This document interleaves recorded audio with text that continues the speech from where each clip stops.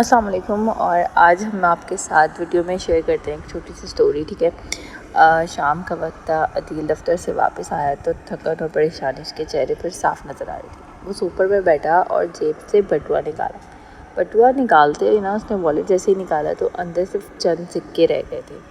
اس نے گہری سانس لی اور سوچا کہ مہینے کے دن باقی ہیں، لیکن جیب میں تو پیسے ختم ہو گئے، اب گھر کیسے چلے گا، جو کہ ہر پاکستانی شوہر کی ٹینشن یہی ہوتی ہے اوبیسلی.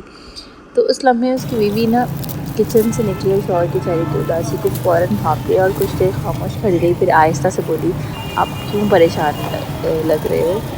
تو اس نے ہچکچاتے ہوئے کہا، کچھ نہیں، بس سوچ رہا ہوں کہ خرچ پڑ گئے اور جیب خالی ہے. تو وہ خاموشی سے کمرے میں گئی، اپنی چھوٹی سی جو والیٹ ہوتا ہے نا، چھوٹا سا بٹوا ہوتا ہے، اس نے نکالا جس میں اس نے کئی دنوں سے پیسے جمع کرے تھی. اور ہمیشہ بیویاں کیا ہوتی ہیں تو ہم اپنے پیسے جمع کر کے رکھتے ہیں.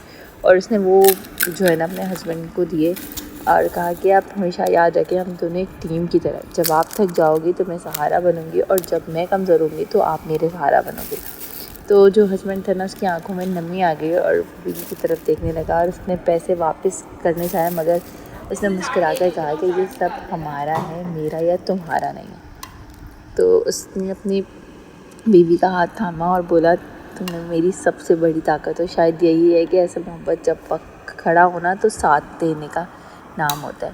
تو کمرے میں خاموشی سے پھیل گئی، پر اس خاموشی میں سکون، محبت کے رنگ شامل تھے. دونوں نے مسکرا کر ایک دوسرے کو دیکھا اور اس لمحے نے انہیں یقین ہو گیا کہ جو ہے نا